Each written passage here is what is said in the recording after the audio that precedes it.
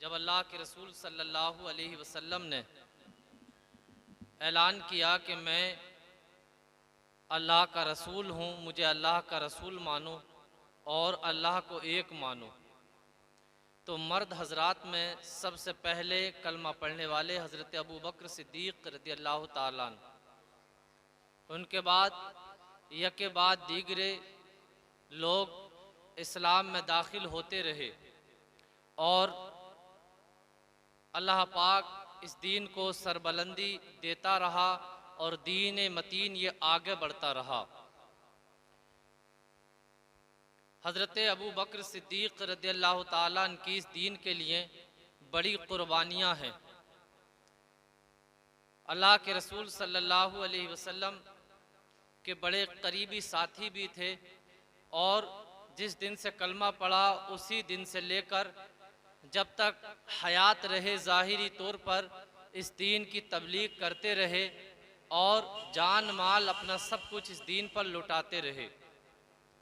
हज़रत अबू बकर सिद्दीक़ रज़ियल्लाहु ताला अन्हु लगातार तबलीग कर रहे थे।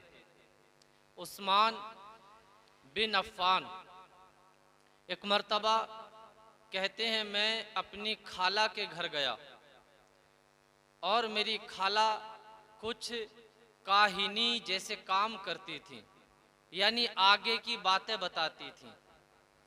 मुझसे कहा, बेटा उस्मान, मैं ये देखती हूँ तुम्हारे बारे में कि तुम्हारा दो ऐसी खूबसूरत औरतों से निकाह होगा कि उनकी मिसाल रहती दुनिया तक न होगी।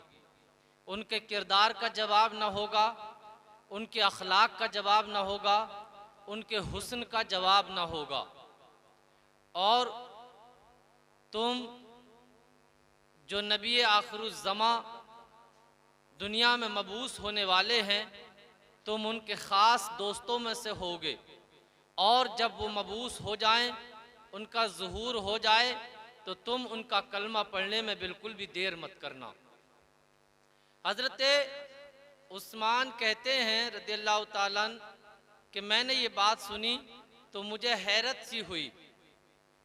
मैं अपने दोस्त हज़रत अबू बकर सिद्दीक़ रज़ियल्लाहु ताला अन्हु के मकान पर गया और जाकर मैंने उनसे इस बात का जिक्र किया कि मेरी खाला ऐसे ऐसे बात कर रही हैं, ऐसे ऐसे जिक्र कर रही हैं।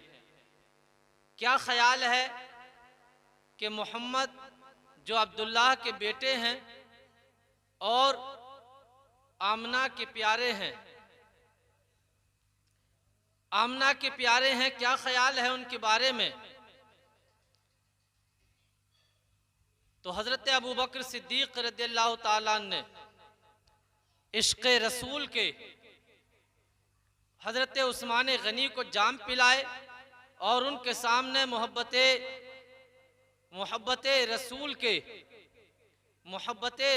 के उनके सामने चर्चे किए और उनके सामने मोहब्बत रसूल को बयान किया। हज़रत उस्मान गनी कहते हैं कि मैंने जब हुजूर पाक मोहम्मद अरबी का नाम सुना तो मेरे दिल में हुजूर की मोहब्बत बढ़ती चली गई और मेरे दिल में हुजूर की मोहब्बत बढ़ गई। जब हज़रत अबू बकर ने आक़ाए करीम का मेरे सामने जिक्र किया और उनका बार बार नाम लिया तो मेरे दिल में हुजूर से मुलाकात की चाशनी बढ़ती चली गई और मैं उनका दीदार के लिए तैयार हो गया। आक़ाए करीम उसी दरमियान वहाँ से गुजरे तो हमारे पास आ गए और आक़ाए करीम मोहम्मद अरबी सल्लल्लाहु अलैहि वसल्लम ने फरमाया, ऐ उस्मान, अल्लाह ताला तुम्हारे लिए जन्नत में मेहमानी तैयार करता है, क्या तुम जन्नत के लिए तैयार हो? तो हज़रत उस्मान गनी रज़ियल्लाहु ताला अन्हु कहते हैं, मैंने बग़ैर कुछ सोचे समझे प्यारे नबी सल्लल्लाहु अलैहि वसल्लम का कलमा पढ़ा और मुसलमान हो गया। हज़रत उस्मान गनी ने कलमा पढ़ा और कलमा पढ़ने के बाद सच्चे पक्के मुसलमान हो गए और हर वक्त अब दीन मतीन की तबलीग के लिए लग गए। हज़रत उस्मान गनी अपने घर के एक बहुत बड़े अमीर तरीन और बड़े रईसों में से थे आप मक्के के बड़े कारोबारी और बड़े तिजारतियों में से थे। आपका बड़े बड़े लोगों से बिजनेस और बड़े बड़े लोगों से तिजारत थी। आपने अपना सब कुछ जान माल अल्लाह और उसके रसूल की बारगाह में पेश कर दिया। हजरत उस्मान गनी रदी अल्लाह ताला अन्हु का ज़माना बढ़ता चला जा रहा है। एक वक्त ऐसा आया कि अल्लाह के रसूल सल्लल्लाहु अलैहि वसल्लम ने अपनी बेटी हजरत रुक़ैया रदी अल्लाह ताला अन्हा का निकाह आपसे फरमा दिया। कुछ लोगों ने एतराज़ किया कि नबी ने बताओ अपनी बेटी का निकाह हजरत उस्मान से कर दिया, हजरत उस्मान से कर दिया। अल्लाह के रसूल सल्लल्लाहु अलैहि वसल्लम का थोड़ा सा दिल इससे दुखा और आपको परेशानी हुई। आपके दिल पे ये बात नागवार गुजरी। अल्लाह के रसूल सल्लल्लाहु अलैहि वसल्लम ने लोगों को मुखातब किया और फरमाया, है लोगों, अगर अल्लाह ताला मुझे एक के बाद 40 बेटियां भी देता और एक के बाद दूसरी अगर इंतकाल करती चली जाती तो मैं 40 बेटियां भी अगर होती तो वो उस्मान के निकाह में दे देता। 40 बेटियां भी अगर होती तो मैं वो उस्मान के निकाह में दे देता। उसके बाद एक बेटी हजरत रुक़ैया रदी अल्लाह ताला अन्हा का इंतकाल हो गया तो आपने दूसरी बेटी हजरत उम्मे कुलसूम रदी अल्लाह ताला अन्हा का निकाह भी हजरत उस्मान से फरमा दिया। तो इस तरीके से आपका लक़ब ज़ुन्नूरैन पड़ गया, यानी दो नूर वाले। हुजूर पाक सल्लल्लाहु अलैहि वसल्लम खुद नूर हैं तो आपकी औलाद भी नूर ही है, जिसकी तर्जमानी इमाम इश्क व मोहब्बत ने फरमाई, तेरी नस्ल पाक में है बच्चा बच्चा नूर का, तू है ऐने नूर, तेरा सब घराना नूर का। अल्लाह अकबर। हजरत उस्मान गनी रदी अल्लाह ताला अन्हा, दीन इस्लाम आगे बढ़ता चला जा रहा है, दीन की तबलीग बढ़ती चली जा रही है। एक मर्तबा हालात ऐसे हुए कि जब मुसलमानों की तादाद बढ़ी तो कुफ़ार व मुशरिकीन ने मुसलमानों को सताना शुरू कर दिया और मुशरिकीन मुसलमानों की जान माल इज्जत आबरू और खून के प्यासे हो गए। हालात ऐसे किए कि हिजरत करने पर मुसलमानों को मजबूर कर दिया। मक्के से मेरे आका करीम ने 50 बरस की उम्र शरीफ में हिजरत की मदीने की तरफ। जब मेरे आका मुसलमानों के काफिले को लेकर मदीना शरीफ पहुंचे तो वहां पर कोई ऐसा कुआं नहीं था कि जिसका पानी पीने के लायक हो। सिर्फ एक कुआं था, एक यहूदी जिसका नाम रूमा था और उसका ये कुआं था, तो इसी वजह से इस कुएं को बीरे रूमा कहा जाता था।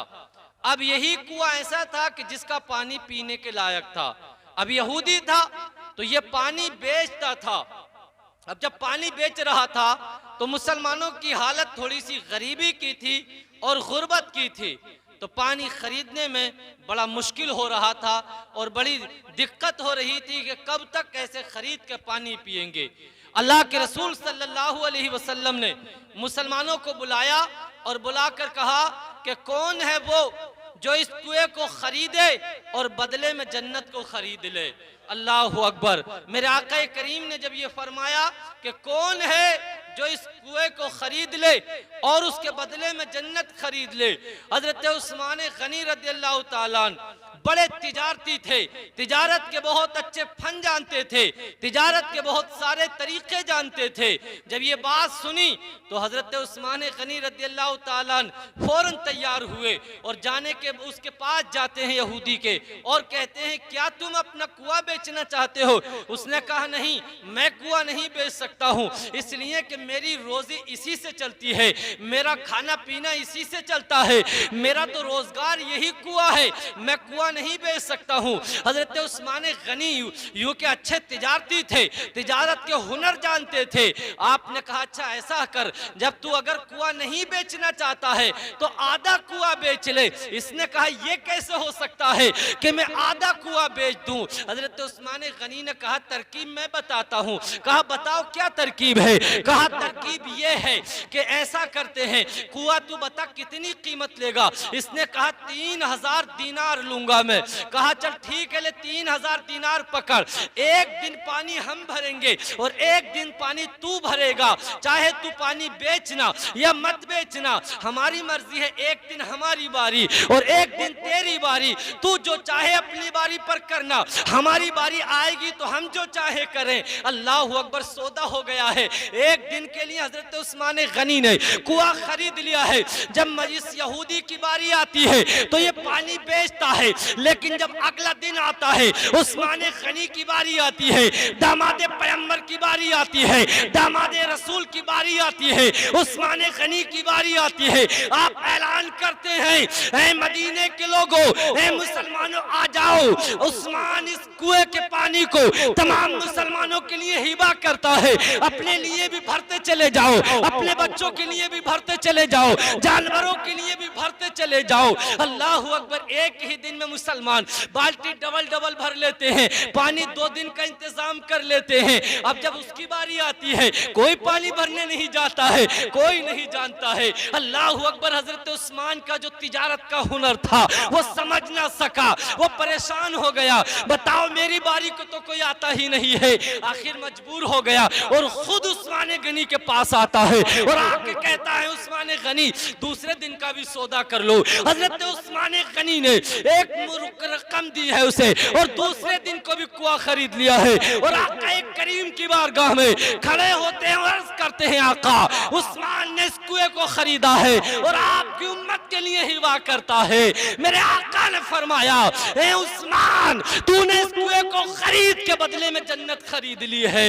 अल्लाह अकबर, ये दया दामाद पैगंबर है, कुएं को खरीद के जन्नत को खरीद लिया है। अल्लाह अकबर, जन्नत को खरीदा है। उस्मान गनी है, जन्नत को एक मर्तबा खरीद लिया है। अब दूसरी मर्तबा एक मौका आता है, जंग तबूक का मौका आता है। उस वक्त में मुसलमानों की हालत बड़ी गुर्बत की थी, बड़ी गरीबी की थी और जंग तबूक के लिए बड़ी दूर जाना था। गर्मी का मौसम था, रेतीला मैदान था, पत्थरों और कंकरों का मैदान था और मुसलमान बड़े गरीब थे। नौजवान तो थे, सेहत तो थी, लेकिन उनके पास लड़ने के लिए घोड़े नहीं थे, ऊंट नहीं थे, तलवारें नहीं थी। अल्लाह अकबर, मुसलमान तैयार हैं। आका करीम मस्जिद में खड़े होते हैं और खड़े होने के बाद ऐलान करते हैं, ऐ लोगों, आज इस्लाम की आबियारी के लिए, इस्लाम की सरबलंदी के लिए तुम्हारे माल की जरूरत है। इस्लाम की बारगाह में माल पेश करो। हजरत उमर अपने घर गए हैं, अपना आधा माल हुजूर की बारगाह में लाके पेश कर दिया है।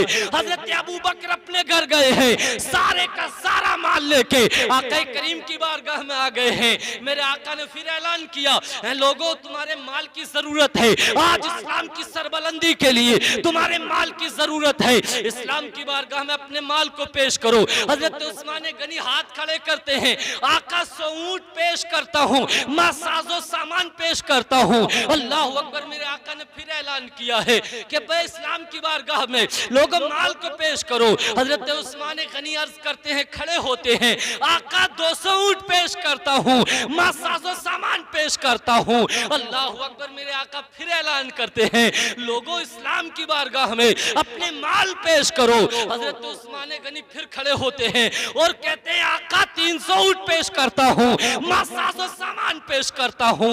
अल्लाह अकबर, मेरे आका फिर चौथी मर्तबा ऐलान करते हैं, लोगों तुम्हारे माल की जरूरत है। देखो लोगों, मैं आप सर्च करता हूँ, ऐ सुन्नी गयूर मुसलमानों, कभी तो इस्लाम की बारगाह में, कभी तो इस्लाम की सरबलंदी के लिए माल की जरूरत होती है, तो हमारे इस्लाम के मानने वालों ने, इस मजहब इस्लाम के मानने वालों ने कभी अपना माल पेश किया है, कभी जान की जरूरत है तो खून भी पेश कर दिया है, कभी औलाद की जरूरत है तो औलाद भी पेश कर दी है। जब चौथी मर्तबा मोहम्मद अरबी ने, अब्दुल्ला के प्यारे ने, आमना के प्यारे ने, अल्लाह के हबीब ने, इस जमीन के दूल्हा ने, जन्नती दूल्हा ने, तमाम नबियों के सरदार ने, सैयदुल अंबिया ने, नबीउल अंबिया ने ऐलान किया है, चौथी मर्तबा ऐलान किया है, लोगों तुम्हारे माल की जरूरत है, इस्लाम की आबियारी के लिए लोगों पेश करो। रिवायत में मौरिखीन बयान करते हैं कि हजरत उस्मान गनी कहते हैं, मैं अपना गिरेबान पकड़ के फाड़ने वाला था और इस्लाम की बारगाह के लिए, उस जंग के लिए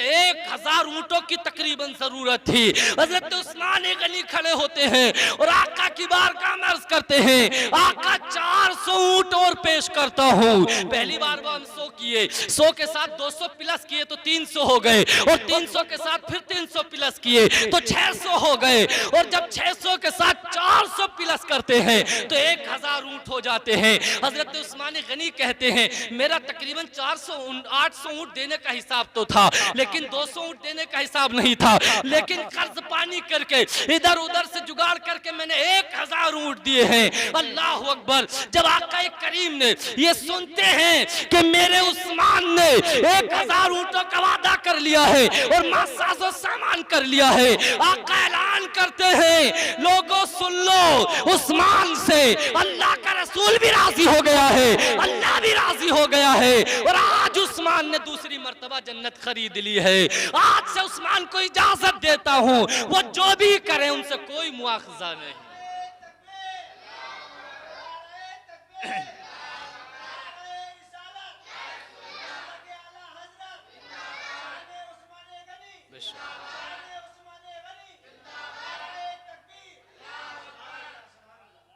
हजरत उस्मान गनी रदियल्लाहु ताला अन्हु है। अब अपने आपने मामले को आगे बढ़ाते चले जा रहे हैं, दीन इस्लाम का मामला आगे बढ़ता चला जा रहा है। अल्लाह अकबर। मेरे प्यारे मुसलमानों ने इब्तदा में बड़ी गुर्बत में ज़िंदगी गुजारी है, उन्होंने बड़ी गुर्बत में ज़िंदगी गुजारी है।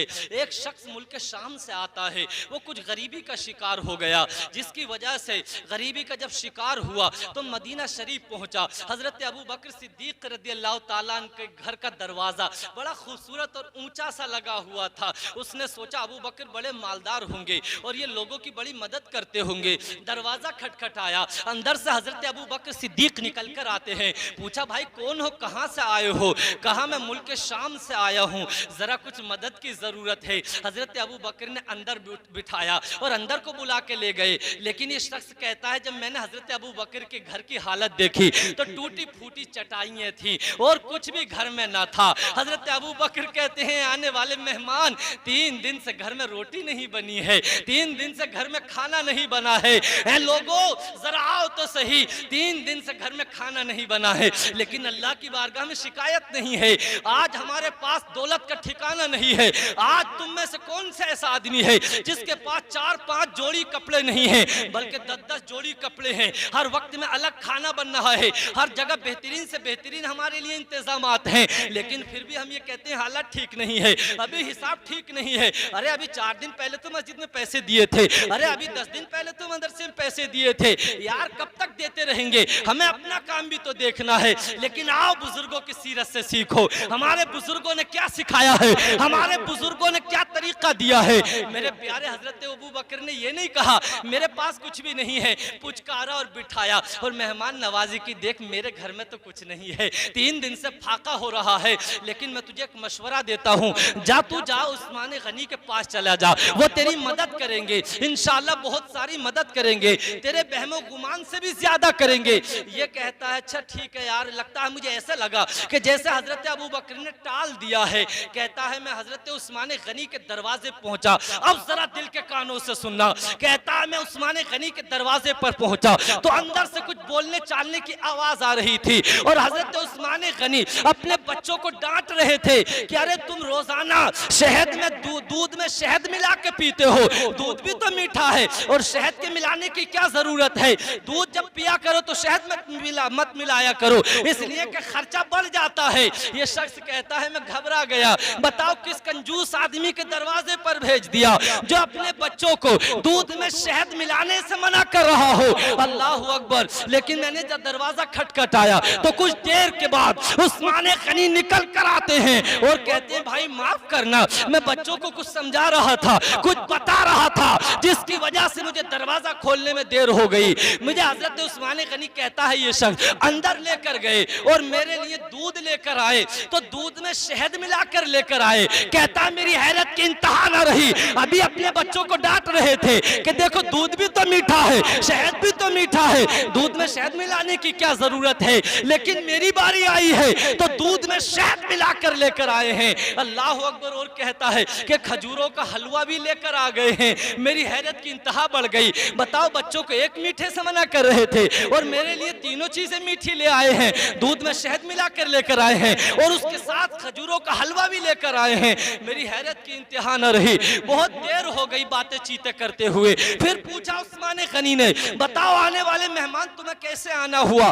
कहा मुझे कुछ मदद की जरूरत है। कहा बस ठीक है, हो गया काम। अपने गुलाम को आवाज देते हैं, एक गुलाम आज निकल कर आ। कहा उस्मान गनी ने, ए आने वाले शख्स, मैंने तेरे लिए अपने ऊंट पर 600 दीनार तकरीबन इस पर लाद दिए हैं और तेरे लिए कपड़े लाद दिए हैं, तेरे बच्चों के लिए कपड़े लाद दिए हैं, खाने पीने का सामान लाद दिया है। ये शख्स कहता है मुझे कुल 300 दीनार की जरूरत थी, लेकिन हजरत उस्मान गनी ने 600 डबल दीनार दिए हैं। अल्लाह अकबर। मैं कहने लगा उस्मान गनी, आपने ये ऊंट पर सामान तो लाद दिया है, लेकिन मुल्क शाम का रहने वाला हूँ, वहां से ऊंट वापस करने कौन आएगा? हजरत उस्मान गनी कहते हैं मैं रसूलुल्लाह का गुलाम हूँ, ये ऊंट भी तोहफे में देता हूँ, जा पैसे भी देता हूँ, गुलाम ये तुझे मैं ये ऊंट भी तोहफे में देता हूँ। अल्लाह अकबर। ये शख्स कहता है मैं लेकर अपने घर चला गया।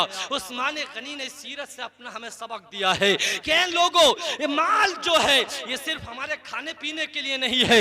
माल जो दौलत दी है, अल्लाह ने जो दौलत दी है, ये अय्याशी करने के लिए नहीं है, ये मेरे प्यारे मुर्ग मुसल्लम उड़ाने के लिए नहीं है, बल्कि ये जायज तरीके से खर्च करने के लिए है। बच्चों पे भी खर्च करनी चाहिए, लेकिन हलाल तरीके से, जायज तरीके से। मस्जिद का नंबर आए तो वहां भी पेश करनी चाहिए, मदरसे का नंबर आए तो वहां भी पेश करनी चाहिए। अल्लाह अकबर। हजरत उस्मान गनी ने कैसा सबक सिखाया है। मेरे प्यारे हजरत उस्मान गनी हैं, जरा तवज्जो की जरूरत है। मदीने शरीफ में एक वक्त ऐसा आता है कि कहत साली पड़ जाती है और कहत साली में ऐसे हालात होते हैं कि लोगों के भूखे और प्यासे रहने का नंबर आ गया। मदीने में गल्ला खत्म हो गया है, लोग महंगा करके बेचने लगे हैं। अगर मिसाल के तौर पर 10 रुपए किलो का रेट था तो लोग 20 रुपए किलो बेचने लगे, 30 रुपए किलो बेचने लगे हैं। अल्लाह अकबर। मेरे प्यारे जरा गौर करो, हजरत उस्मान गनी का उसी वक्त में मुल्क शाम से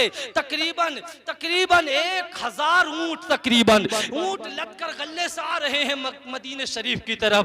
कारोबारी लोगों को, तिजारतियों को पता चल गया कि उस्मान गनी का बहुत सारा गल्ला आ रहा है। सुबह होते ही उनके घर पहुंच जाते हैं और पहुंचने के बाद कहते हैं ए उस्मान, बताओ तुम क्या कीमत लेना चाहते हो, बताओ गल्ले की क्या कीमत लेना चाहते हो? एक ने कहा तुमने अगर 10 रुपए किलो मंगाया है तो मैं 1 गुना फायदा दूंगा, तुम्हें 11 रुपए दे दूंगा। दूसरा खड़ा होता है, कहता है मैं तुम्हें 12 रुपए दे दूंगा। तो उस्मान गनी ने कहा मुझे इससे ज्यादा मिल रहा है। तीसरे ने कहा मैं 3 गुना दे दूंगा। मैं उस्मान गनी कहते मुझे इससे ज्यादा फायदा मिल रहा है। चौथा कहता है मैं तुम्हें 4% ज्यादा दे दूंगा, यानी मैं 14 रुपए दे दूंगा 10 रुपए के गल्ले के। अल्लाह अकबर। तो उस्मान गनी कहते हैं मुझे इससे ज्यादा मिल रहा है। 5वां शख्स खड़ा होता है और कहता है उस्मान मैं तुम्हें 5% ज्यादा दूंगा, यानी मैं तुम्हें 10 रुपए के गल्ले के 15 रुपए दूंगा, तुम अगर चाहो तो बेच दो। हजरत उस्मान गनी तारीखी जवाब देते हैं कि मुझे अभी इससे ज्यादा मिल रहा है। लोग कहते हैं हम तो मदीने के बड़े तिजारतियों में से है, हमसे बड़ा कौन सा तिजारती है जो इससे ज्यादा फायदा दे सकता है? अल्लाह अकबर। जब दिन निकलता है, जब गल्ला आ जाता है, सारे मदीने के लोगों को हजरत उस्मान गनी ऐलान करके बुलाते हैं, लोगों जमा हो जाओ, रसूलुल्लाह के गुलामों जमा हो जाओ। ऐलान करते हैं कि जिसकी जितनी जरूरत है इतना गल्ला फ्री में ले जाओ, और अगर कोई जरूरत से ज्यादा लेकर जाना चाहता है तो जरूरत से ज्यादा भी लेकर चला जाए।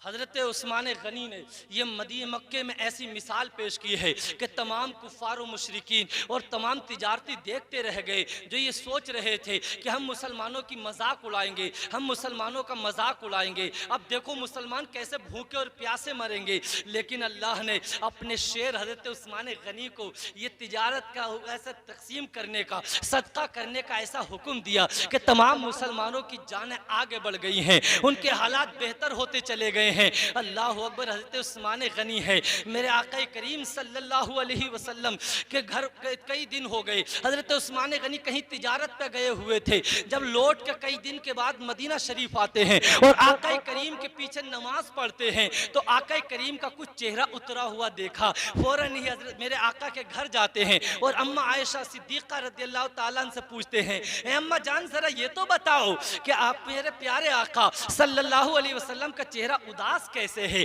आज मेरे आका का चेहरा उतरा हुआ कैसे है। हज़रत आयशा कहती हैं, ए उस्मान तुम्हारे आका ने तकरीबन 4 दिन से खाना नहीं खाया है, इस वजह से तुम्हारे आका का चेहरा उतरा हुआ है। उम्मत मुस्लिमा के गुलामों, मेरे आका का वो दर है कि जब मेरे आका के घर में 40-40 दिन तक चूल्हा नहीं जलता था, 40-40 दिन तक चूल्हा नहीं जलता था, मेरे आका ने गरीबी को सीने से लगाया है, कमजोरी को सीने से लगाया है, इसलिए ताकि मेरी उम्मत में अगर कोई गरीब रह जाए तो वो मोहम्मद की गरीबी को याद कर ले, अगर कोई कमजोर रह जाए तो मोहम्मद की कमजोरी को याद कर ले, अगर अल्लाह किसी को बेटियां दे दे तो मोहम्मद की बेटियों को याद कर ले।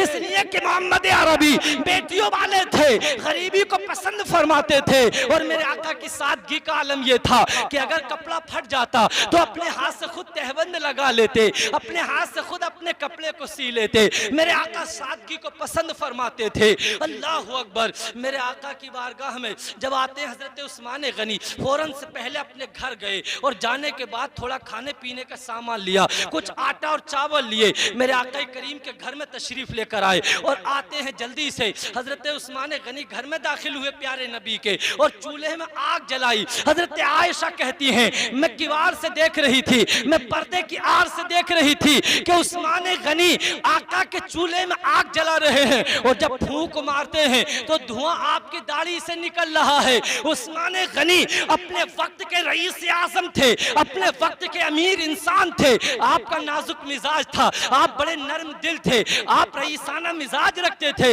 लेकिन रईस ही अपनी जगह थी, हुजूर की गुलामी अलग थी। जिसे हुजूर की गुलामी मिल गई हो भला उसके सामने रईसी क्या रखती है, जिसे हुजूर की गुलामी मिल गई हो भला उसे नरम मिजाजी क्या रखती है। अल्लाह अकबर। हज़रत आयशा कहती हैं, उस्मान गनी ने अपने हाथों से रोटी पकाई है जिसके लिए गुलाम बनाते थे। हज़रत उस्मान गनी खुद अपने हाथ से आग जला रहे हैं जिसके घर में खुद गुलाम रहते थे, 20-20 गुलाम रहते थे, लेकिन इसने अपने आप को आका की बारगाह में पेश किया है, खाना बना के तैयार किया, दस्तरखान लगाया और आका करीम के पास मस्जिद नबवी में जाते हैं और जाने के बाद अर्ज करते हैं, ए अल्लाह के रसूल घर तशरीफ लेके चलिए। अल्लाह अकबर। मेरे आका तशरीफ लेकर आए हैं और आका करीम के आगे कुछ खाना रखा है, आका करीम की आंखें कुछ नम हो जाती हैं। अल्लाह के रसूल की बारगाह में अर्ज करते हैं उस्मान गनी, ए अल्लाह के रसूल उस दौलत का क्या होगा कि मेरे आका भूखे रहे, मेरे आका प्यासे रहे, मेरे आका खाना ना खाएं, उस्मान की वो दौलत किस काम में आएगी। उस्मान गनी रोते चले जा रहे हैं, आंखों से आंसू निकलते चले जा रहे हैं। अल्लाह अकबर। मेरे आका करीम की बारगाह से हजरत उस्मान गनी तो निकल गए। हजरत आयशा कहती हैं, ए आका देखो उस्मान, देखो उस्मान तुम्हारे लिए खाना भी पका कर गए हैं और ये देखो उस्मान ने तुम्हारी चारपाई के नीचे 600 दीनार भी रख के गए हैं। अल्लाह अकबर। मेरे आका हाथ उठाते हैं आसमान की तरफ, ए अल्लाह उस्मान से तेरा हबीब भी राजी हो गया है, ए खुदा तू भी अपने उस्मान से राजी हो जा, ए खुदा मैं उस्मान से राजी हो गया हूँ, ए खुदा तू भी उस्मान से राजी हो जा। बताओ लोगों, जिसके लिए हुजूर दुआ करें क्या खुदा उससे राजी नहीं होगा? जिसने अपनी बेटी एक नहीं बल्कि 2 बेटियां उसके निकाह में दे दी हैं और यहाँ तक फरमाया कि अल्लाह 40 बेटियां देता तो भी उस्मान के निकाह में दे देता। मेरे प्यारे हुजूर का तो अंदाज ये है, पेश हक मुज़दा शफाअत का, पेश हक मुज़दा शफाअत का सुनाते जाएंगे, आप रोते जाएंगे और हमको हंसाते जाएंगे। वुसअतें दी है खुदा ने दामने महबूब को, जुर्म खुलते जाएंगे और हमको हंसाते जाएंगे।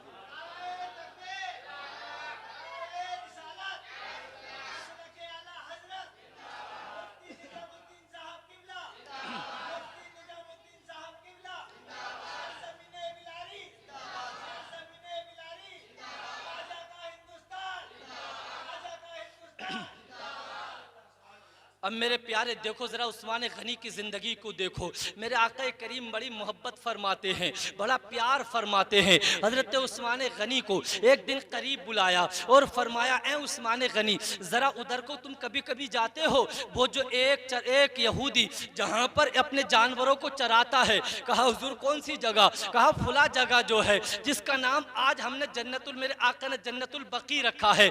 हजरत उस्मान गनी से फरमाया, ए उस्मान वो जगह बड़ी अच्छी है, जरा देखकर तो आना। हजरत उस्मानी उधर को गए हैं, आका का हुक्म सुना है, ये ना सोचा क्या बात है, ये ना समझा क्या बात है। फौरन जब उस तरफ को गए हैं तो उस चरवाहे से बात की, उस यहूदी से बात की कि भाई क्या मामला है, जमीन बेचना चाहता है? उसने कहा हाँ बेचना चाहता हूँ। फौरन ही सौदा किया और जमीन को खरीद लिया है। आका की बारगाह में आकर अर्ज करते हैं, हुजूर वो जमीन मैंने खरीद ली है। मेरे आका फरमाते हैं, उस्मान क्यों खरीद ली? कहा आका आपने फरमाया था ना कि वो जगह बहुत अच्छी है, वो जमीन बहुत अच्छी है। अल्लाह के रसूल ने फरमाया, ए उस्मान जब तूने उस जगह को खरीद लिया है तो अल्लाह ताला ने आज से उस जमीन के लिए कब्रिस्तान बना दिया गया है, जन्नतुल बकी उसका नाम रख दिया गया है। उसी जन्नत में हसन मुज्तबा है, उसी जन्नतुल बकी में फातिमातुज़ ज़हरा है, उसी जन्नतुल बकी में उस्मान गनी आराम फरमा है। अल्लाह अकबर। मेरे आका करीम ने फरमाया, इस कब्रिस्तान में जो आ जाए अल्लाह ताला उसकी मग़फ़िरत फरमाएगा। मेरे प्यारे उस्मान गनी की शान ये है कि आका करीम ने फरमाया कि जब क़यामत का दिन आएगा तो कोई आदमी किसी एक आदमी की शफात करेगा, कोई आदमी दो की करेगा। अगर अल्लाह ने किसी को हज की सआदत दे दी है तो एक हाजी 10 लोगों की शफात करेगा, और अल्लाह ने अगर किसी को हाफिज कुरान बना दिया है तो वो और ज्यादा लोगों की शफात करेगा, और अगर अल्लाह ने किसी को आलिम दीन बना दिया है तो वो और ज्यादा लोगों की शफात करेगा। लेकिन मेरे आका फरमाते हैं, उस्मान वो है कि जब क़यामत का दिन आएगा तो 1-2 की नहीं, 10-20 हजार की नहीं, 1-2 लाख की नहीं, बल्कि 70,000 लाख लोगों की उस्मान गनी शफात करेंगे।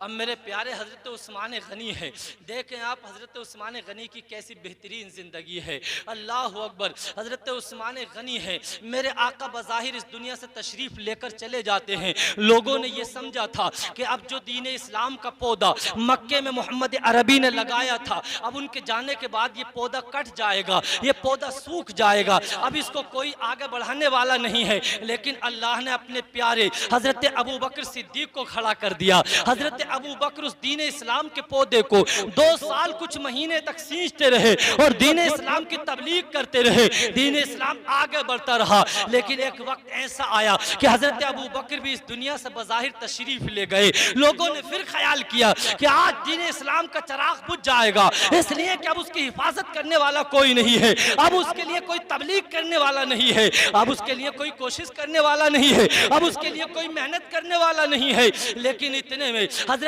अबू बकर गए थे, अल्लाह ने हजरत उमर फारूक आजम को खड़ा कर दिया है। हजरत उमर फारूक आजम आगे बढ़े हैं और उस दीन इस्लाम के चराग की 10 साल तक खिदमत करते रहे हैं। और आपने ऐसी खिदमत की है कि दुनिया के कोने कोने तक और दूर तक मुल्कों तक दीन इस्लाम के पैगाम को पहुंचा दिया है। तकरीबन 22,000 मुरब्बा मील के हजरत उमर फारूक आजम अपने दौरे खिलाफत में मालिक हो गए हैं। अल्लाह अकबर। हजरत उमर फारूक आजम 10 साल कुछ दिन खिलाफत करने के बाद बज़ाहिर इस दुनिया से तशरीफ लेकर जाते हैं। लोगों ने फिर ख्याल किया हो सकता है कि अब दीन इस्लाम का चराग बुझ जाए, इसलिए कि उमर इस दुनिया से चले गए हैं। लेकिन अल्लाह ने हजरत उस्मान गनी को खड़ा कर दिया है। उस्मान गनी खड़े हुए हैं और दीन इस्लाम की तबलीग को जब करने खड़े हुए हैं तो उस्मान गनी पर यह तो नरमी का गलबा था, सखावत का गलबा था। इतने नरम दिल थे, इतने नरम दिल थे कि कभी किसी को कुछ नहीं कहते थे, इतने नरम दिल थे कि कभी किसी की तरफ घूर के भी नहीं देखते थे, कभी किसी से तेज मिजाजी का कलाम नहीं करते थे। इतनी नरम मिजाजी थी कि आपकी लहजे में इतनी नरमी थी, इतनी नरमी थी कि जो आपसे एक बार मुलाकात कर लेता आपके पीछे पीछे हो जाता। अल्लाह अकबर। कुरान पाक, अल्लाह अकबर, आपने कुरान पाक को जमा किया है। हजरत उस्मान गनी के ज़माने से पहले ये कुरान जमा नहीं हुआ था, लेकिन हजरत उस्मान गनी ने अपनी कोशिश के ज़रिए इस कुरान पाक को जमा कराया है और इस कुरान पाक पर ज़बर ज़ेर लगवाए हैं। जभी तो आपका लक़ब जामिउल कुरान भी पड़ा है। और हया के ऐसे पैकर थे कि किसी बंद गुसल खाने में भी अपने सारे कपड़े नहीं उतारते थे, किसी बंद कमरे में भी अपने कपड़े नहीं उतारते थे। आका करीम के हाथ में अपना सीधा हाथ देकर बैत की थी, यानी हाथ में हाथ देकर मुसलमान हुए थे। आज जो ऐसे कि हम अपने पीर के हाथ में, अपने पीर के हाथ में जब हम अपना हाथ देते हैं तो मेरे प्यारे जभी तो हम मुरीद होते हैं। आज बहुत से लोग कहते हैं, गुमराह फिरकों के लोग कहते हुए नजर आते हैं, अरे मुरीद बनने से क्या है, अरे मुरीद बनने से क्या है, आओ जरा मैं तुम्हें लेकर चलता हूँ, आओ जरा, आओ तो सही, आओ तो सही। बहुत बड़े इमाम है, बहुत बड़े आलिम दीन है, अल्लाह अकबर, बहुत बड़े आलिम दीन है। मौत का वक्त करीब आता है, शैतान आ गया, इसलिए कि शैतान इंसान की जिंदगी में भी दुश्मन है। इन्न शैतान लकुम अदुव्वुम मुबीन, बेशक शैतान तुम्हारा खुला हुआ दुश्मन है। शैतान तुम्हें रात को भी बहकाता है, शैतान तुम्हें दिन में भी बहकाता है। शैतान ये चाहता है कि तुम अल्लाह की नाफरमानी करो, हुजूर की नाफरमानी करो। शैतान चाहता है तुम्हारा ईमान छीन ले, इसलिए कि जब अल्लाह ने इस शैतान को जन्नत से लानत का तोक डाल के निकाला था, ये उसी वक्त वादा करके आया था, ए अल्लाह तेरी मखलूक को बहकाता रहूंगा, ए अल्लाह तेरी मखलूक से तेरी नाफरमानी कराता रहूंगा। अल्लाह अकबर, ये खुला हुआ दुश्मन है, हमसे अल्लाह की नाफरमानी कराता है, हर एतबार से अल्लाह की नाफरमानी कराता है। अल्लाह अकबर। मेरे प्यारे जरा आओ तो सही, आलिम दीन है, बहुत बड़े आलिम दीन है, अल्लाह अकबर। मेरे प्यारे मौत का वक्त करीब आ गया है, शैतान करीब आ गया और कहा बड़े आलिम दीन बनते थे, जरा ये बताओ खुदा कितने हैं, बताओ जरा खुदा कितने हैं। कहते हैं खुदा एक है। कहता कोई दलील दो, एक दलील दी काट दी, दूसरी दलील दी काट दी, तीसरी दलील दी काट दी, चौथी दलील दी काट दी, तकरीबन 360 दलीलें दी हैं। और ये किसी आम आदमी ने नहीं दी है, ये किसी बेनमाजी ने नहीं दी है, ये किसी दलमुंडे ने नहीं दी है, ये उसने नहीं दी जिससे इस्तिंजा करना नहीं आता है, ये उसने दलीलें नहीं दी है जिसको सही माना में इस्लाम का तरीका पता नहीं है। बहुत बड़े आलिम दीन है, 360 दलीलें दे दी हैं, लेकिन शैतान ने सब की सब काट दी है। अल्लाह अकबर, परेशान हो गए। बताओ खुदा को आज तक एक मानता था, लेकिन आज खुदा के एक होने पर कोई दलील नहीं दे पा रहा हूँ। आपके पीरो मुर्शिद नजमुद्दीन कुबरा बहुत दूरी पर वुजू फरमा रहे थे, वुजू का पानी लोटा फेंक कर मारा और कहा, अरे मुरीद क्यों दलीलें दिए जाता है, क्यों नहीं कह देता कि बगैर दलील के खुदा को एक मानता हूँ।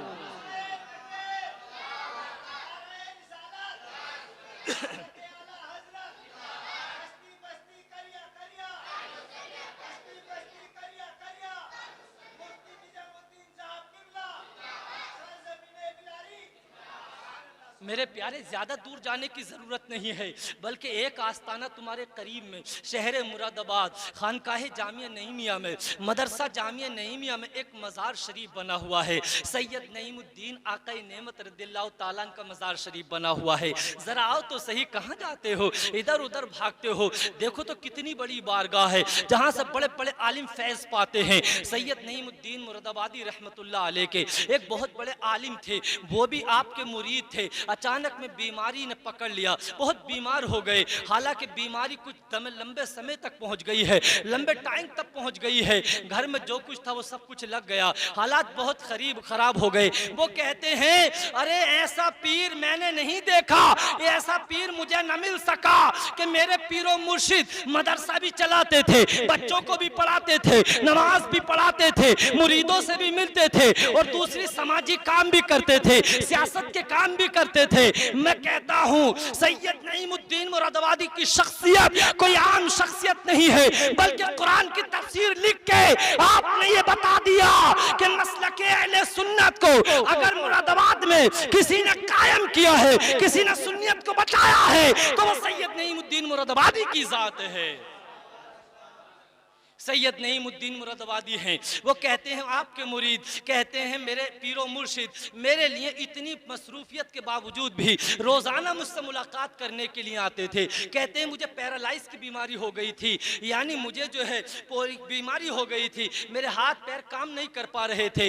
हकीमों से कहते हैं मैंने कहा हज़रत अब तो मेरा काम ख़त्म ही हो गया है।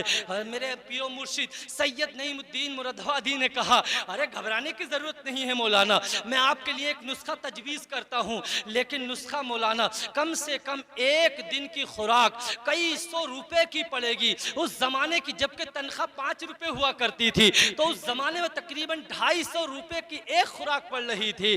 कहा मौलाना नुस्खा तो महंगा है लेकिन ठीक हो जाओगे। कहा हजरत मेरे पास तो 5 रुपए भी नहीं है, मैं इतने रुपए का नुस्खा एक खुराक कैसे खाऊंगा।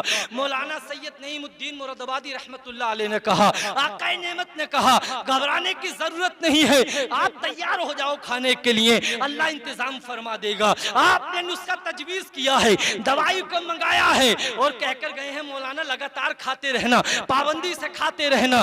सैयद नईमुद्दीन मुरादाबादी ने अपनी जेब खास से दवाई मंगाई है, कूटी छानी पीसी है और रोजाना खुराक खिलानी शुरू की है। ये नहीं पता है कि इससे कोई बदला मिलेगा नहीं मिलेगा। वो कहते हैं चंद खुराकें खाई थी कि अल्लाह ने मुझे शिफा दे दी है। मैं अपने घर से चलता और आकाए नेमत सैयद नईमुद्दीन मुरादाबादी के पास आता और आपसे मुलाकात करता।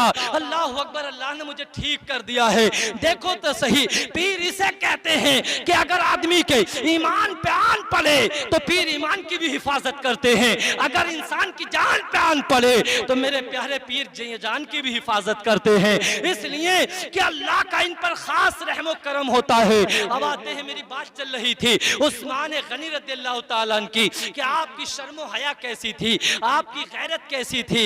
आप अपने खुतबे में सुना होगा, जुमे का जब खुतबा आता है तो इमाम पढ़ते हैं कामिल हयाई वल ईकान अमीरुल मोमिनीन उस्मान इब्न अफ़्फ़ान, यानी पूरी हया वाले थे, मुकम्मल हया वाले थे, अमीरुल मोमिनीन थे, उस्मान गनी थे। अल्लाह अकबर। कहते हैं उस्मान गनी जिस दिन से आका के हाथ में अपना हाथ दिया था, जिस दिन से आका के हाथ पे बैत किया था, उस दिन से अपने उस हाथ की मैं अपनी जान से ज्यादा हिफाजत करता रहा।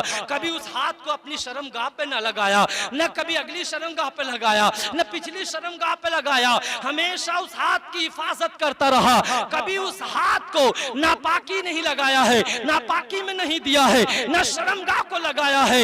ये तकवा होता है, ये परहेजगारी होती है, ये तकवा तहारत की मंजिलें होती हैं। हजरत उस्मान गनी जब पेशाब पखाना करने के लिए बोलो बरास के लिए जमीन पर बैठते तो अपने जिस्म को बहुत मुख्तसर खोलते, जब जमीन पर बैठ जाते तो जब जाकर खोलते और लोगों से बड़ी शर्मो हया करते। अल्लाह अकबर, अल्लाह से बहुत ज्यादा शर्मो हया करते, उसके रसूल से बड़ी शर्मो हया करते। अल्लाह अकबर। उस्मान गनी की जिंदगी है आगे बढ़ती चली जा रही है। लोग आपसे तकरीबन आपने 12 साल खिलाफत पर बैठे रहे, 10 साल में लोग आपसे इतने मुतमईन हुए, इतने मुतमईन हुए कि दूर दूर तक इस्लाम की तबलीग होती चली गई है। अल्लाह अकबर। आपने बहुत सारे काम अपनी जिंदगी में अंजाम दिए हैं, राह खुदा में माल को खर्च कर दिया है, गरीबों जैसी जिंदगी गुजार रहे हैं। अल्लाह अकबर। तकरीबन जब 10 साल हुए तो कुछ बागियों ने, कुछ बलवाइयों ने हजरत उस्मान गनी के खिलाफ कुछ प्रोपेगेंडा शुरू कर दिया है।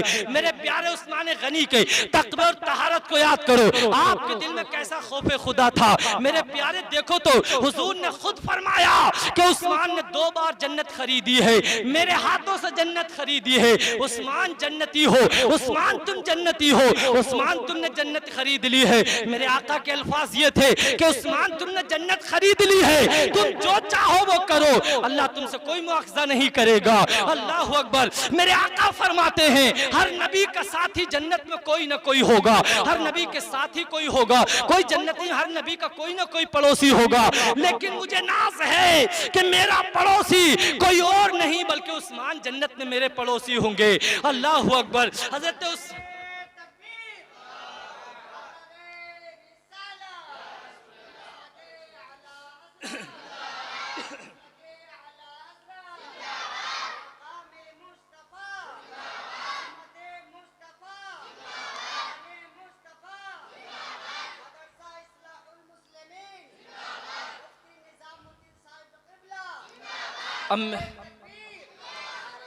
अब मेरे प्यारे जरा देखो, उस्मान गनी को सरकार ने जन्नती फरमा दिया है, ये बता दिया है कि तुम मेरे जन्नती पड़ोसी हो। बताओ कितनी बड़ी जमानत मिल गई है। हम तो नमाज पढ़ते हैं उसका पता नहीं कबूल हुई या नहीं हुई, हम रोज़ा रखते हैं पता नहीं कबूल हुआ नहीं हुआ, हम राह खुदा में पैसे खर्च करते हैं पता नहीं कबूल हुए कि नहीं हुए, लेकिन नबी जमानत दे रहे हैं, नबी खुद कह रहे हैं तुम जन्नती हो। ऐ उस्मान, तुमसे हुजूर तुम्हारा नबी राजी हो गया है, तुमसे तुम्हारा खुदा राजी हो गया है। बताओ तो सही उसके मकाम का क्या आलम होगा, उसके मर्तबे का आलम क्या होगा, उसकी अजमतों का आलम क्या होगा। लेकिन यही उस्मान गनी है, जब कब्रिस्तान जाते हैं और जब कब्र के टूटे हुए तख्तों को देखते हैं, कब्र को गिरे हुए देखते हैं, कब्रों पर लोगों की घास जमे हुए देखते हैं, कब्र के हालात को देखते हैं, उस्मान गनी रोने लगते हैं। इतना रोते हैं कि रोते रोते आपकी दाढ़ी तर हो जाती है, आपका सीना आंसुओं से तर हो जाता है।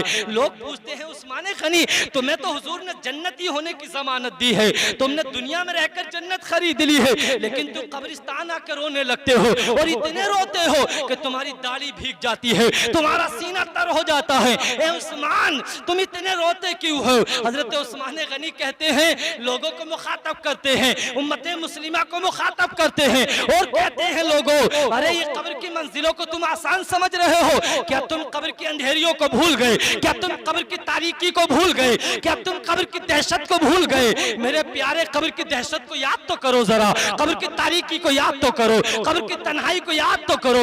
आज तुम्हारे घर में मेरे प्यारे लाइट भाग जाए, अचानक में अंधेरा हो जाए, दिल घबरा जाता है, इंसान निकल के बाहर खड़ा हो जाता है। एक दिन लाइट ना आए, इंसान गर्मी में रुक नहीं पाता है। जरा उसे याद तो करो, थोड़ी सी कब्र है, छोटी सी कब्र है, जब उसमें तुम जाओगे, अल्लाह अकबर, जब बेनमाजी कब्र में जाएगा तो मेरे प्यारे जरा सुनो, कब्र क्या नतीजा करेगी। अल्लाह अकबर, कब्र उसको मसल के रख देगी, दाएं पसली बाईं में पैबस्त हो जाएगी। जरा सुनते चले जाओ, फजर के वक्त सोने वाले सुनते चले जाओ, इशा के वक्त बातों में निकालने वाले सुनते चले जाओ, मगरिब के वक्त दुकानों पर बैठने वाले जरा सुनते चले जाओ। मैं मना नहीं करता अपने काम करने से, मैं मना नहीं करता बातें चीतें करने से, सारे काम करो। जहां तुम सारे काम करते हो, नमाजों को भी पढ़ते चलो, मस्जिदों को भी आबाद करते चलो। मेरे प्यारे, हजरत उस्मान गनी से आपकी सच्ची मोहब्बत ये है कि आप अजान हो तो मस्जिद में नमाज पढ़ने के लिए पहुंच जाओ। मेरे प्यारे, जैसे नेकियों का हुक्म दिया जाए आप नेकी करने तैयार हो जाओ।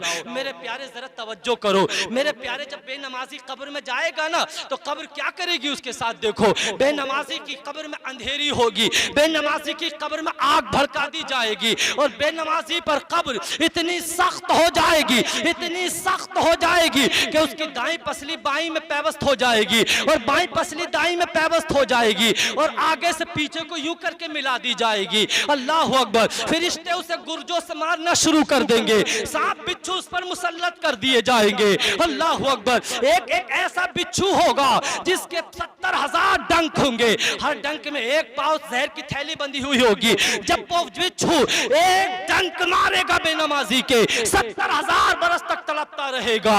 अल्लाह अकबर। बेनमाजी का हिसाब सख्ती से लिया जाएगा। बेनमाजी मेरे प्यारे प्यासा और भूखा होकर मरेगा, बेनमाजी पे रहम न किया जाएगा। अल्लाह अकबर। बेनमाजी पर सांप मुसल्लत कर दिए जाएंगे, बिच्छू मुसल्लत कर दिए जाएंगे। आज तकलीफ उठा के नमाजें पढ़ लो, आज परेशानी उठा के नमाजें पढ़ लो। इंशाअल्लाह अगर आपने तकलीफ उठा के नमाज पढ़ ली, आपको टाइम तो नहीं मिलता था लेकिन भाग दौड़ करके आपने नमाज को अदा कर लिया है, कसम खुदा की आपकी मौत बाद में होगी, रब की तरफ से बख्शिश का पैगाम पहले आ जाएगा।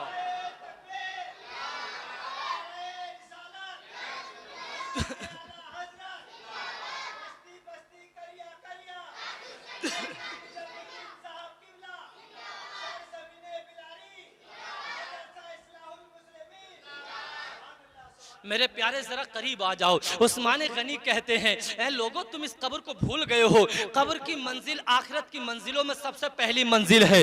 अगर जो इसमें नाकाम हो गया वो नाकाम होता चला जाएगा, और जो इसमें कामयाब हो गया वो आगे भी कामयाब होता चला जाएगा। मेरे प्यारे, कब्र की मंजिलें ऐसी हैं, बयान करते हैं, रिवायतों में आता है कि जब इंसान पहली बार कब्र में जाएगा तो इंसान को वहां इतनी दहशत लगेगी, इतना डर लगेगा, इतना इंसान घबराएगा कि उससे पहले न कभी उसे इतनी दहशत हुई होगी, न वो इतना कभी डरा होगा, न वो इतना कभी कपकपाया होगा। कब्र की तारीकी को देखने के बाद जब इंसान की पहली बार कब्र में आंख खुलेगी, इंसान वहां की तारीकी को देखने के बाद, वहां की अंधेरी को देखने के बाद, वहां के सांप और बिच्छुओं को देखने के बाद इंसान का दिल फट जाएगा, इंसान लरज जाएगा, इंसान कपकपा जाएगा। अल्लाह अकबर। वो कहेगा आज मैं कहां आ गया हूं, आज मेरे दोस्त छोड़ के चले गए हैं, आज मेरे बेटे छोड़ के चले गए हैं, आज मेरे रिश्तेदार छोड़ के चले गए हैं। वो घर जिसे बड़ी ही मेहनत से बनाया था वो घर दुनिया में रह गया है, वो माल जिसे बड़ी ही मेहनत से कमाया था वो दुनिया में रह गया है,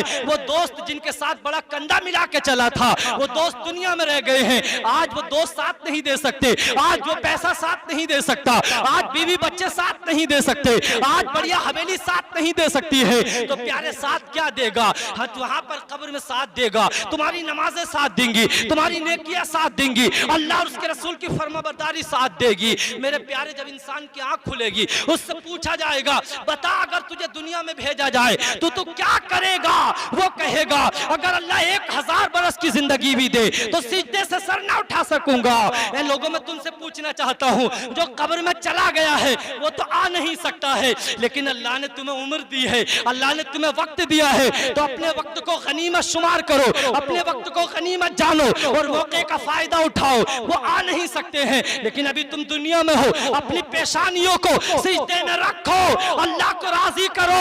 कसम खुदा की, जब तुम्हारी पेशानियों में सिजदों की तड़प होगी और जब कब्र में जाओगे तो मेरे प्यारे, कब्र में तुम्हारे इस्तिकबाल के लिए फरिश्ते तैयार होंगे और ऐलान करेंगे कोई ऐरा खैरा नत्थु खैरा नहीं आ रहा है, बल्कि मोहम्मद अरबी का गुलाम आ रहा है, बल्कि मोहम्मद का सच्चा गुलाम आ रहा है, मोहम्मद की शरीयत पे अमल करने वाला आ रहा है, नमाज़ें पढ़ने वाला आ रहा है, कुरान पढ़ने वाला आ रहा है। फरिश्ते इस्तिकबाल करेंगे कि अल्लाह का नेक बंदा आ रहा है, हुजूर का फरमाबरदार आ रहा है।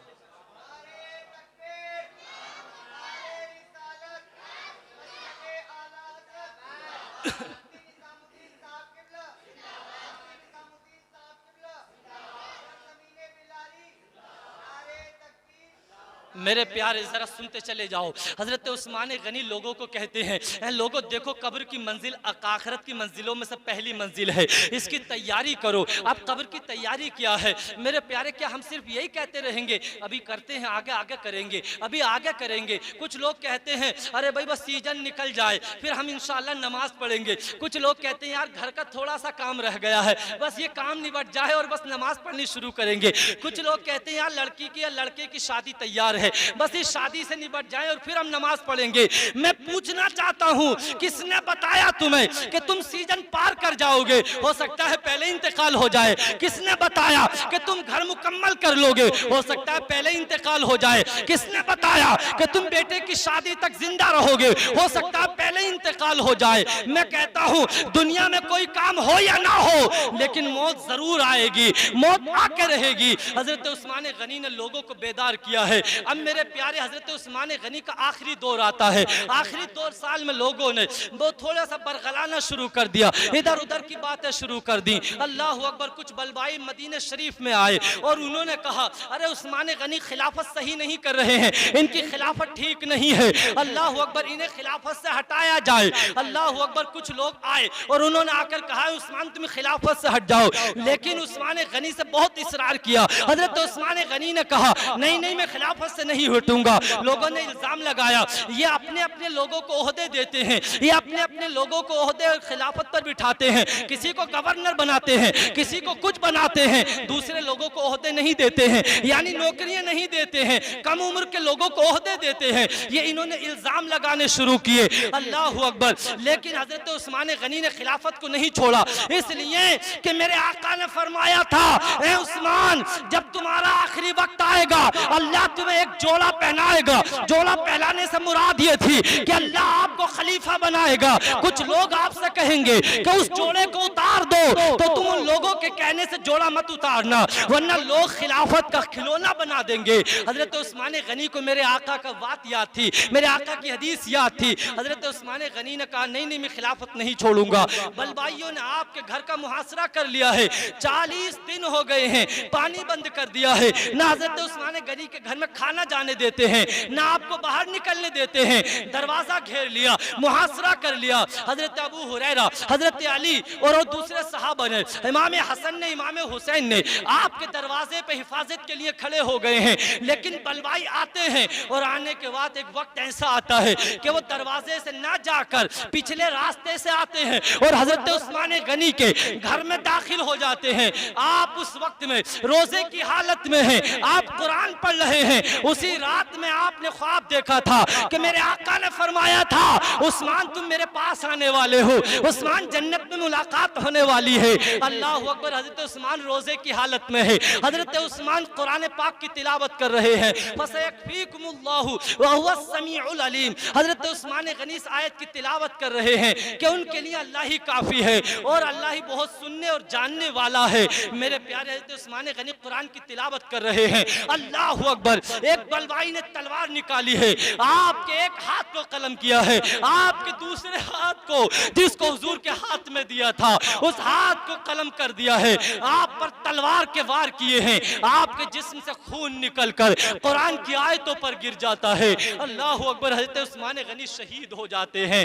आज वो दामादे पैगंबर, दामादे रसूल, हुजूर के दामाद उस्मान गनी, वही उस्मान गनी है जिनके बारे में मेरे आका ने फरमाया कि उस्मान वो है जो 70,000 लोगों की शफात करेंगे। ये वही उस्मान गनी है कि जिन्होंने जन्नतुल बकी की जमीन खरीदी है। ये वही उस्मान गनी है जिन्होंने मस्जिद नबी की तोसी में, मस्जिद नबी को बढ़ाने में बहुत सारा ताउन किया है। ये वही मस्जिद उस्मान गनी है कि जिन्होंने जंग तबूक के मौके पर 1000 ऊंट दिए हैं। ये वही उस्मान गनी है जिनके निकाह में हुजूर की 2 बेटी आई है। इसी वजह से आप तो नूर वाले हो गए हैं। अल्लाह अकबर। आपके तकवे का कोई आलम नहीं है, आपकी परहेजगारी का आलम नहीं है।